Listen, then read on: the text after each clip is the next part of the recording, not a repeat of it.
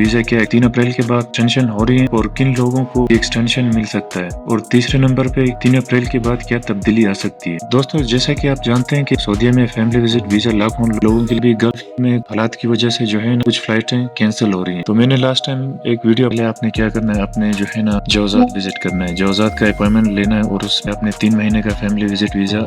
Fees पे किया और उसके बाद 3 महीने का अपने वही डॉक्यूमेंट्स वीजे का फीस पेपर है वो, और इसके अलावा इंश्योरेंस जो आपने बाई किया है वो, तो और विजिट करना है। अच्छा, ये उन लोगों के लिए जिनका फ्लाइट कैंसिल हो चुका है, यानी कि फॉर एग्जांपल अगर आपका फ्लाइट कैंसिल हो चुका है, आपको मैसेज आ चुका है, आपने वो भी एविडेंस अपने साथ लेके जवाजात गल्फ कंट्री में चल रहा है, उस हिसाब से इंशाल्लाह हो सकता है दोबारा जो है ना तवासुल के थ्रू भी 3 अप्रैल के बाद भी वीजा एक्सटेंड होना शुरू हो जाए। दूसरा तरीका जो है ना, आप अगर फैमिली तो नहीं बता सकता कि किस तरीके से एक्सटेंड करते हैं, कुछ फीस चार्ज करेंगे, फिर जो है 3 महीने होने देना, क्योंकि अगर आपका फैमिली विजिट वीजा एक्सपायर हो जाएगा तो आपको